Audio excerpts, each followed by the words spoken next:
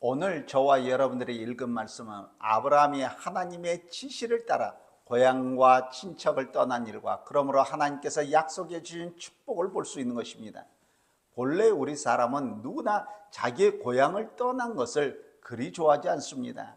옛날에는 낯선 곳에 산다는 것이 하나의 큰 모험이 아닐 수가 없었습니다. 교통수단이 좋지 못해서 먼 곳 가는 문화 또 풍습이 교류가 없었기 때문에 낯선 곳에 가서 산다는 것은 위험과 또 어려움을 내포하는 그러한 일이었습니다. 그런데 하나님께서는 아브라함에게 말씀하십니다. 너는 너희 본토 친척 아비 집을 떠나 내가 내게 지시할 땅으로 가라. 그때 아브라함의 나이가 75세였습니다. 그러나 아브라함은 아무 소리 하지 않았습니다. 하나님의 지시에 그냥 따라서 떠났던 것입니다. 이것이 바로 아브라함의 믿음의 행위인 줄로 믿습니다. 하나님을 온전히 믿고 의지하고 하나님께 모든 것을 남아낀 사람이 아니면 도저히 이렇게 행동할 수 없는 그런 결단이었던 줄로 믿습니다. 아브라함은 큰 믿음의 소유자였습니다.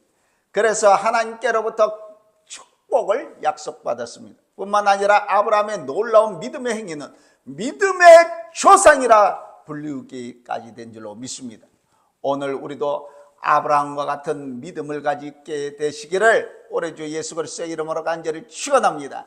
하나님께서는 아브라함에게만 고향과 친척을 떠나라 하신 것이 아닙니다. 오늘을 살아가는 저와 여러분들을 향하여서도 우리가 살고 있는 이 제약된 세상에서 분리되어서 살아야 한다고 명령하고 계신 줄로 믿습니다. 우리가 이 세상에 살고 있지만은 이 세상에 속해서는 아니 될 줄로 믿습니다. 물론 이것은 쉬운 일이 아닌 줄로 믿습니다. 경건하지 못한 사람들 속에 섞어져서 살면서 경건하게 우리가 산다는 것은 생각하는 것만큼 쉬운 그러한 일이 아닙니다. 실제로 여러 가지 문제가 많이 있습니다. 우리 그리스도인의 생활은 불교의 승려나 수도원의 수도사나 수녀의 생활이 아닌 줄로 믿습니다. 세상에 속한 사람들과 함께 살면서도 그들의 사고방식대로 생각하지 아니하고 골로새서 3장의 말씀처럼 위의 것을 생각하며 사는 것이 얼마나 어려운 일인지 모릅니다. 사랑하는 성도 여러분, 그렇지만은 예수님을 보시기 바랍니다. 예수님은 옷을 다르게 입고 다니신 것이 아니었습니다. 예수님은 다른 사람과 같이 잡수시면서 말씀하셨습니다. 또 그 당시에 바리새인의 사람들의 눈에는 죄인의 친구로 보일 정도로 이렇게 같이 다녔습니다. 그렇지만 예수님은 거룩하고 악이 없고 더럽히지 아니하고 죄인에게서 떠나 계셨던 삶을 우리가 보게 됩니다.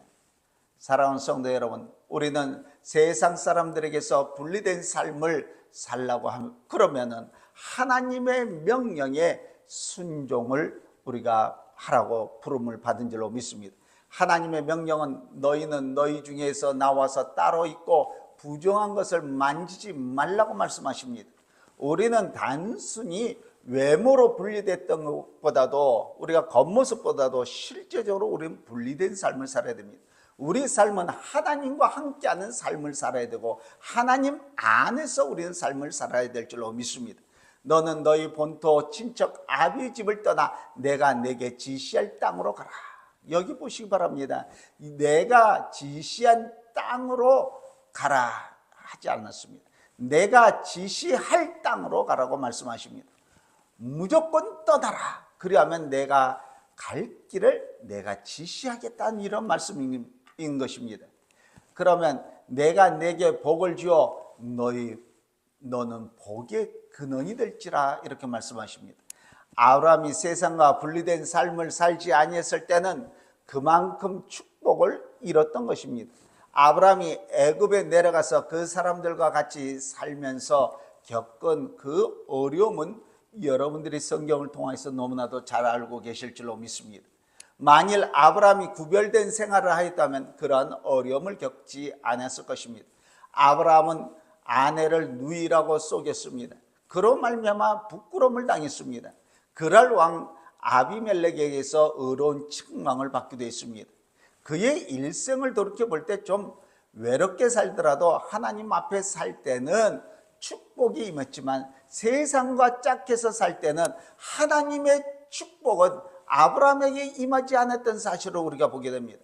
오히려 괴로운 문제를 만났던 것을 우리가 보게 됩니다. 사랑하는 성도 여러분, 우리가 예수를 믿는 사람으로서 주님과 가까이 하면서 주님 말씀 안에 살 때 하나님께서 저와 여러분들에게 무한한 축복을 주실 줄로 믿습니다. 그러나 세상에 나가서 세상 사람들처럼 행동하며 산다면 하나님의 철칙이 우리 앞에 있다는 것입니다. 그러므로 여기 주님께서 내가 내게 복을 주겠다는 말씀은 그리스도인으로서 세상과 분리되어서 구별된 삶을 살 때 약속한 축복의 말씀인 것입니다. 내가 내게 복을 주겠다. 여기 하나님의 축복은 먼저 우리 개개인에게 있는 것입니다. 우리 자신이 하나님께로부터 복을 받지 못한다면 우리가 다른 사람에게 복의 근원이 될 수가 없는 것입니다. 내 떡 그릇이 빈 것을 가지고 다른 사람에게 나가서 나눠줄 수가 없는 줄로 믿습니다. 그러므로 가장 중요한 것은 먼저 여러분들 자신부터 축복을 받아야 될 줄로 믿습니다. 내가 내게 복을 주겠다 이 말씀이 있기 전에 너는 복의 근원이 될지라 이렇게 말씀하지 않았습니다. 그러면 하나님께서 아브라함에게 주셨던 축복은 무엇입니까? 그것은 아브라함이 살았던 것처럼 살고 아브라함이 믿었던 것처럼 믿고 또 아브라함처럼 행동하고 나갈 때 임하는 축복인 줄로 믿습니다. 아브라함의 믿음은 안식의 축복을 낳게 된 줄로 믿습니다. 아브라함의 거처는 장막이었습니다. 장막 생활이 얼마나 불편하고 안정되지 못한 생활인지 모릅니다. 떠돌아다니는 생활이었습니다. 아브라함에게 있어서 소유권이라고는 땅 한 편도 없었습니다. 성경이 말씀하신 대로 아브라함은 믿음으로 그가 이방의 땅에 있는 것 같이 약속의 땅에 거류하여 동일한 약속을 유업으로 함께 받은 이삭 및 야곱과 더불어 장막에 거하였으니라고 말씀하고 있습니다. 육신적으로 보면요, 불완전한 생활을 하고 있었지만 아브라함만큼 마음 편하게 산 사람도 없을 것입니다. 아브라함은 하나님께서 주시는 그 평안을 누리며 살았던 사람입니다. 아브라함은 하나님을 온전히 의지했기 때문에 언제나 그의 성품은 고상하고 조용한 성품을 갖고 있었습니다. 하나님을 믿는 사람으로서 환한 미소가 있는 줄로 믿습니다. 그러므로 하나님이 말씀하시면은 이 아브라함은 무조건 따랐습니다. 내 친척과 고향을 떠나라 말씀하실 때 아브라함은 즉시 떠나갔습니다. 아브라함에게 어떤 사람이 당신은 지금 어디로 가고 있습니까? 하고 물었다면 아브라함은 나도 잘 모르겠습니다. 이렇게 대답했을 것입니다. 하나님께서 아브라함에게 가라 하시니 그저 가는 것이고 아브라함은 그저 하나님의 뜻대로 나가는 것뿐이었습니다. 가나안 원주민이 있는데 얼마나 두려운 일이겠습니까? 그러나 하나님을 온전히 믿었던 이 아브라함은 두려워만 하는 그런 마음을 갖지 않았습니다.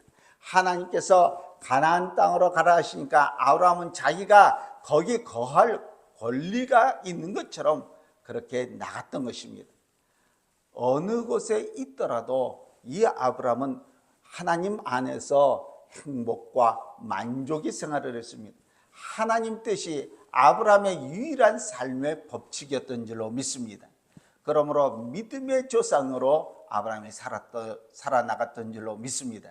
사랑하는 성도 여러분, 저와 여러분들 아브라함처럼 온전히 하나님을 믿고 순종하며 살아나갈 때 하나님께서 저와 여러분들에게 강물 같은 평강을 누리게 해 주실 줄로 믿습니다. 하나님께서는 우리의 믿음에 따라서 축복해 주신 줄로 믿습니다. 저와 여러분들이 크게 믿으면 크게 축복해 주실 줄로 믿습니다. 두 번째로 아브라함은 믿음으로 승리를 거뒀던 것인 줄로 믿습니다. 세상을 이김은 이것이 곧 우리의 믿음이라. 믿음으로 산 사람들은 언제나 승리합니다. 세상에 지식이 많은 사람, 돈이 많은 사람, 권력이 많은 사람, 경험이 많은 사람들은 다 인생에서 실패하지만 믿음으로 산 사람들은 승리를 합니다. 어떻게 그렇습니까? 하나님께서 함께 함께 하시는 능력을 가졌기 때문에 승리해 나간 줄로 믿습니다. 너희가 내 안에 있고 내 말이 너희 안에 거면 무엇이든지 원한 대로 구하라. 그리하면 이루리라. 할렐루야. 또 여호와를 기뻐하라. 저가 내 마음의 소원을 이루어 주시라고 말씀해 주신 줄로 믿습니다. 이 얼마나 큰 축복입니까? 우리도 믿음을 가지고 바로 살아나간다면 그때 하나님께서 우리의 필요를 따라서 하나님께 구하는 것마다 하나님의 약속대로 우리에게 온전히 주실 줄로 믿습니다. 내가 내게 복을 주겠다는 말씀을 이루게 해주실 줄로 믿습니다. 그런데 여러분, 아브라함은 믿음으로 어떠한 시련도 견디어내는 축복을 받았습니다. 하나님께서는 아브라함에게 나이가 많아서 아들 이삭을 제물로 바치라는 명령을 내렸을 때 아브라함에게 있어서 청천벽력과 같았습니다. 그렇지만 아브라함은 하나님의 약속을 믿었습니다. 하나님이 필요하시면 죽은 자 가운데서도 이 아들 이삭을 살려내시라는 것을 꼭 믿었습니다. 그래서 아브라함은 하나님의 명령을 두고 생각하지 않았습니다. 그저 그대로 순종했습니다. 이 커다란 시련이 있은 후에 얼마 되지 않아서 성경은 기록하고 있습니다. 아브라함이 나이가 많아 늙었고 여호와께서 그에게 범사의 복을 주셨더라. 시련을 겪는 순간에 그의 긴 인생 가운데서 잠시지만 하나님은 아브라함에게 복을 주신다는 말씀을 했고 실제적으로 아브라함에게 큰 복을 주신 줄로 믿습니다. 사랑하는 성도 여러분, 저와 여러분들이 살아가는 동안에 감당하기 어려운 시련과 가난과 수고와 염려를 만납니다. 그러나 우리가 끝까지 믿음으로 산다면 우리의 인생이 끝날 때 이러한 기록이 남을 것입니다. 여호와께서 그의 범사에 축복하셨다. 시련 가운데서도 그를 축복하셨고 견디기 어려운 가난 속 안에서도 축복하셨다. 이것이 바로 하나님의 축복인 줄로 믿습니다. 요셉이 그의 형들에게 말한 것처럼 당신들은 나를 헤아려 했지만 하나님은 그것을 선으로 바꾸셨습니다 하였습니다. 믿음으로 산 사람이 가는 길은 언제나 평탄한 길만 있는 것은 아닙니다. 그 당시에는 이해할 수 없을 정도로 큰 시련과 고통이 있었습니다. 그러나 믿음으로 이기고 나면 모든 것이 합력하여 선을 이룬다는 하나님의 말씀을 이해하게 될 줄로 믿습니다. 끝으로 하나님은 아브라함에게 너는 복의 근원이 될지라 말씀하십니다. 하나님은 어느 사람을 축복해 주실 때 축복받는 사람이 또 다른 사람에게 축복이 되게 만들어 주신 줄로 믿습니다. 성령께서 하나님 사람에게 하나님의 생명을 넣어서 그에게 생명이 나오는 다른 사람을 흘러가게 만들어 주신 것입니다. 아브라함뿐만이 아닙니다. 모세도 그랬습니다. 여호수아도 그랬습니다. 엘리야도 그랬습니다. 다니엘도 그랬습니다. 사도 바울이 그랬습니다. 어떻게 우리가 복의 근원이 될 수 있습니까? 그들의 삶이 다른 사람에게 본이 되므로 다른 사람을 축복해 낼 수 있는 줄로 믿습니다. 우리도 이런 훌륭한 모범이 될 수 있으시기를 바랍니다. 사도 바울처럼 내가 그리스도를 본받는 자가 된 것 같이 너희도 나를 본받는 자가 되라.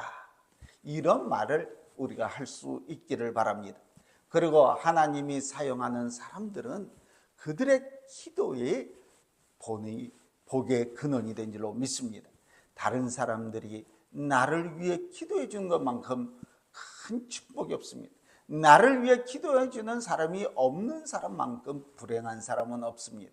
그러나 매일 나를 위해서 기도해 주는 분이 많을 때 이것처럼 큰 축복이 없는 줄로 믿습니다. 여러분, 하나님이 우리를 구원해 주셨는데 우리도 다른 사람들을 위해서 기도하는 일에 인색하지 말아야 될 줄로 믿습니다. 저는 저를 위해서 기도하는 여러분들이 계시기 때문에 언제나 행복합니다. 이보다도 더 큰 축복이 없을 줄로 믿습니다. 저에게 여러분들은 뜨거운 감사의 조건이 된 줄로 믿습니다. 우리는 우리의 사역자를 위해서 기도해야 됩니다. 그리스도인들을 위해서 기도해야 됩니다.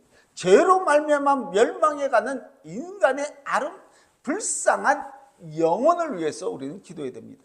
여러분, 우리는 지금 우리 나라를 구원하고 이 땅을 축복해 줄 그와 같은 사람이 필요합니다. 가장 큰 복의 근원은 다른 영혼을 주님께 인도하여 구원해내는 것입니다. 온 천하를 얻고도 그 생명을 잃으면 아무 소용도 없는데, 아직도 하나님을 알지 못하는 불쌍한 영혼들에게 생명의 주님을 소개하며 구원받게 해야 될 줄로 믿습니다. 여러분 한 분 한 분이 하나님께로부터 이런 충만한 축복을 받으시고 아브라함처럼 복의 근원이 되시기를 오늘도 우리 주 예수 그리스도의 이름으로 간절히 축원합니다.